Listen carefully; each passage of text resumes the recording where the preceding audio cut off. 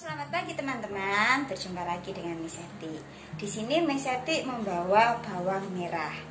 Siapa yang di sini mengetahui bagaimana cara berkembangbiakan bawang merah? Nah, pastinya teman-teman penasaran kan bagaimana cara berkembangbiakan tanaman bawang merah? Di sini Miss akan membahas materi tentang perkembangbiakan vegetatif alami. Teman-teman perhatikan ya video dari Miss Eti. Terima kasih. Perkembangbiakan vegetatif alami. Apa itu perkembangbiakan vegetatif alami?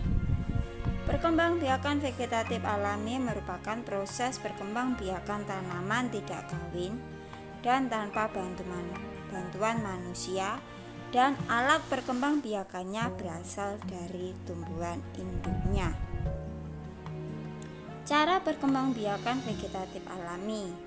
Yang pertama ada umbi lapis. Umbi yang berlapis-lapis di bagian bawahnya akan tumbuh menjadi akar.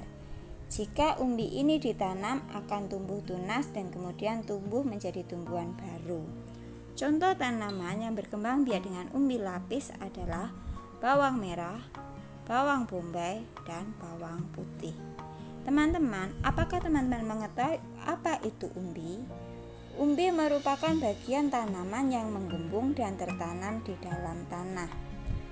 Sebenarnya, umbi merupakan cadangan makanan bagi tumbuhan. Umbi dapat berfungsi sebagai alat perkembangbiakan. Contohnya tadi umbi lapis. Yang berikutnya umbi batang. Pada tanaman yang berkembang biak dengan umbi batang, bagian batang tersebut berisi cadangan makanan.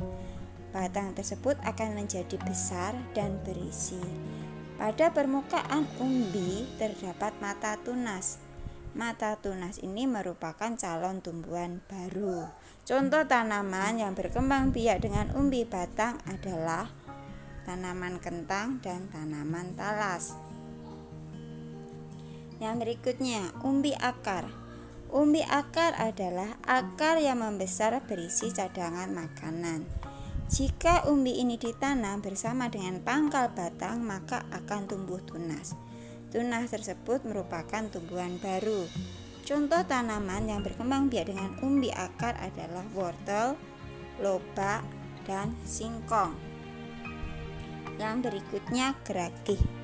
Geragih adalah batang yang merambat di atas atau di bawah tanah. Geragih tersusun atas ruas-ruas. Setiap ruas yang menempel pada tanah akan membentuk akar dan tumbuh tunas baru. Contoh tanaman yang berkembang biak dengan geragih adalah stroberi, tanaman arbai, tanaman semangka, dan rumput teki. Yang berikutnya adalah akar tinggal. Akar tinggal adalah batang yang terdapat di dalam tanah. Batang itu tumbuh mendatar sehingga tampak seperti akar. Akar tinggal disebut juga rizoma. Batang pada tanaman akar tinggal berruas-ruas dan tumbuh mendatar.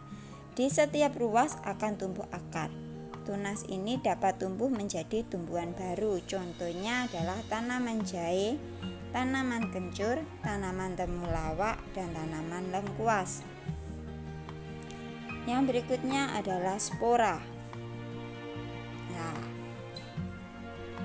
Spora adalah alat perkembangbiakan. Kotak spora yang sudah matang akan pecah sehingga butiran-butiran spora berterbangan. Spora yang jatuh di tempat yang sesuai akan tumbuh menjadi tanaman baru.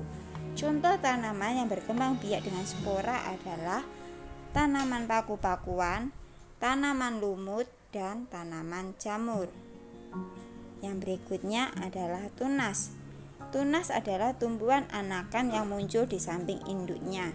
Yang pertama, tunas akar. Contoh tanamannya adalah pohon cemara, sukun, dan kesemek. Yang berikutnya, tunas daun. Contoh tanamannya adalah cocor bebek. Tunas daun disebut juga dengan tunas adventik. Yang berikutnya adalah tunas batang.